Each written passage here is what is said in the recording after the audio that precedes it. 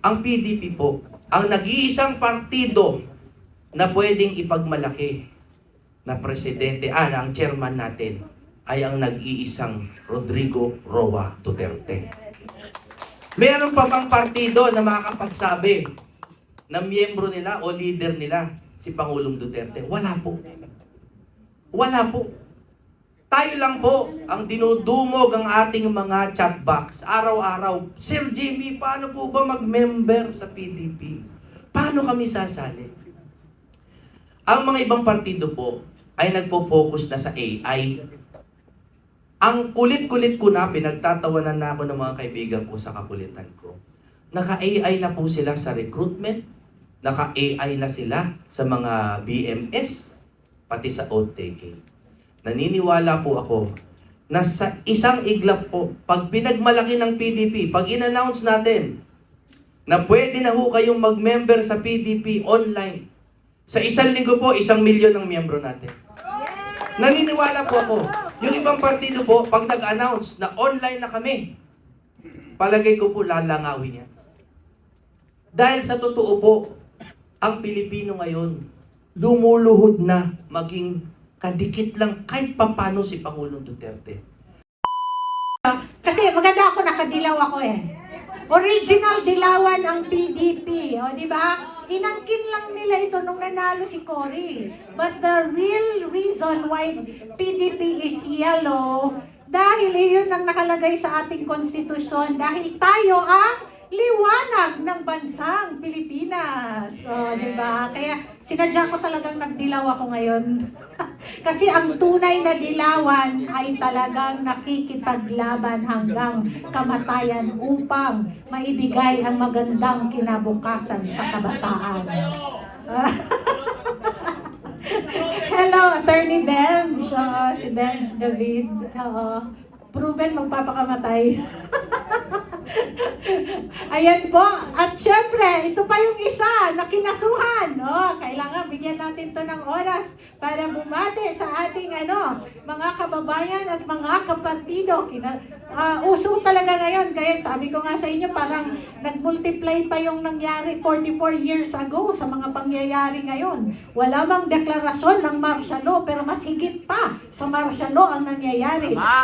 Please welcome ang senador ng ating mga puso. Di ba? At sa tamang panahon ay uupo sa Senado. Siyempre, ang aming kaibigan. At ang isa sa mga concert kings ng Pilipinas. Pero ngayon, hindi na lang siya sa entablado nagko-concert. Nagko-concert siya sa pagbabasa ng mga batas kasama ni Attorney Torion. Let me be the one. Let him be the one. Attorney Senator Jimmy Bondo.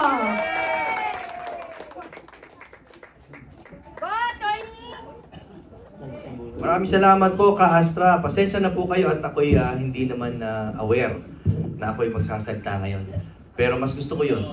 Mas gusto ko po kuminsan nagsasalita ng hindi handa para puso sa puso po tayo nag-uusap. So wag po kayo mag-alala, mabilis lang to, siguro mga 3 hours lang ako magsasalita. Ako po, at kasama po ng aking co-accused na si Atty. Bobby Torion ay nandito para makiisa po sa 44th anniversary natin. Sa una pong tingin, yung number 44, parang hindi maganda mga nakakabit na alaala dyan. Ano naisip nyo sa 44? Di syempre, lahat naman po tayo na unang naaalala sa number 44 ay yung January 15, 2015. January 25 yata yan. Na massacre ng ating mga kapulisan, no?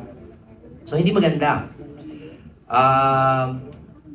May mga Chinese ba dito? Or may alam sa Chinese na belief, yung 44, pangit din. Death yan, double dead yan eh. Hindi nga isang death lang, kundi double dead. So, hindi maganda yung unang tingin. Unang tingin. Parang kami po, sa unang tingin, para kaming natalo sa eleksyon. Sa unang tingin. Pero sa pangalawang tingin, nanalo po kami. Yung 44, sa pangalawa pong tingin, una, simulan natin sa biblical significance, kung inyong mamarapatin. Si Jesus po is the fulfillment of the promise of Abraham, no?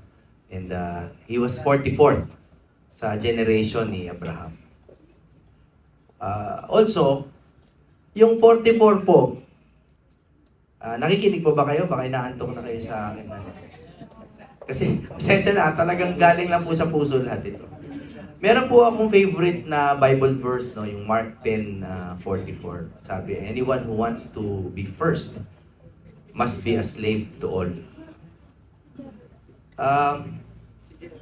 Tsaka sa numerology po, yung 44, ang ibig sabihin po niyan kasi, may mga nagno-numerology kasi. Yung numerology po, ang 44 is building. No? Master builder ang ibig sabihin niyan. Through strategic planning and growth. At uli po ang pampaantok sa inyo, noong 44 BC, ay pinatay si Julius Caesar. At doon po nagbago ang politika. Wala po tayong gustong patayin, ha? Sinasabi ko lang po, pinatay po noong 44 BC ang isang leader at doon po nagsimula ang Roman Empire. Okay. Yan ang mga significance ng number 44. Pero yung mga kahulugan yan, sa totoo po, wala namang bisa yan kung hindi natin lalagyan ng sarili nating kahulugan. Those are just coincidences in my opinion. Ang number 44, ang pinipili kong simbolismo niyan ay growth. Kaya po ang sasabihin ko sa PDP ngayon is very specific. Habang I have your attention, and this is with the permission of Secretary Cusi, matagal na po akong nangungulit sa isang salita para sa PDP. Isang salita lang po na sana maalala ninyo. We have to focus on growth. Ang 44 po ay tungkol sa growth. Master builder, fulfillment of promise.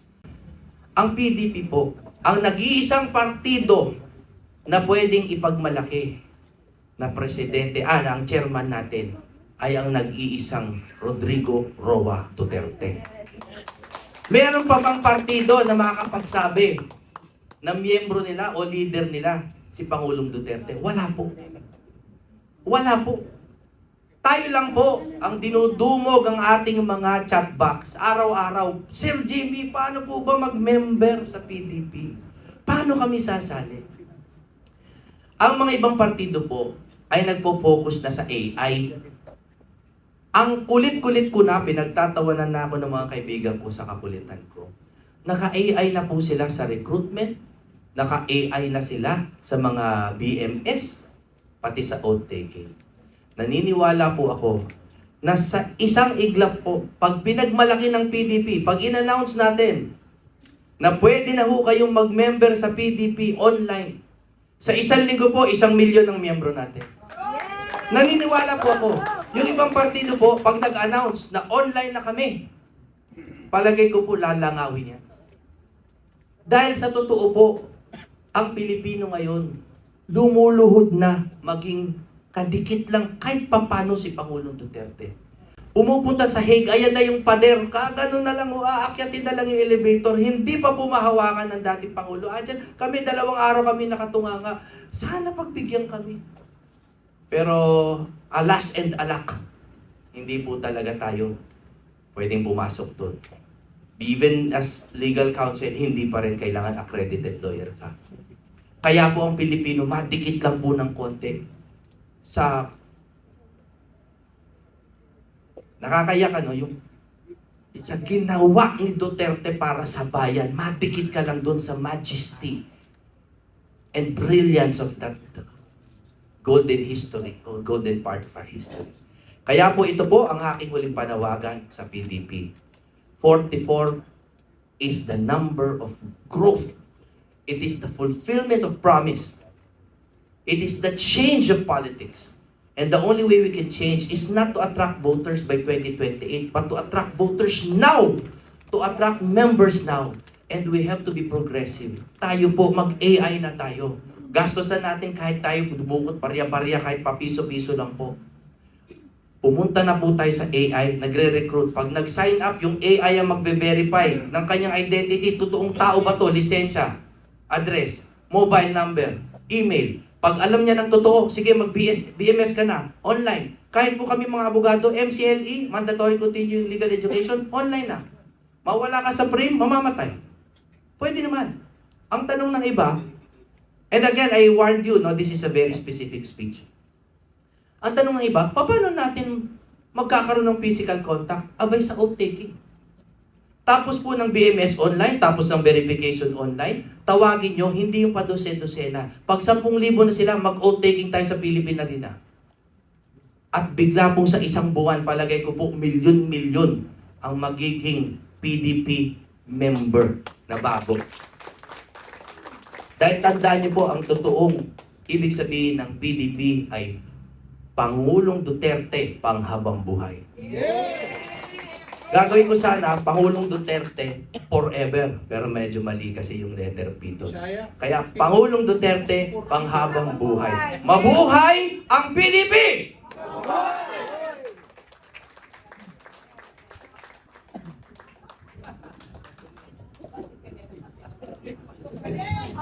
O, di ba? Ganyan talaga. Nagbitbit talaga ng wisdom mula sa kanyang anak. Sana pala. O, nandyan yung baby niya sa baba. Kaso lang, bawal nating hawakan kasi infant pa. Oo.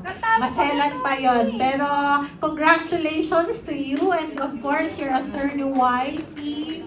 Oo, si Belle, thank you and congratulations to both of you and we are looking forward to see you passionately fighting for correct and right legislations in the Senate.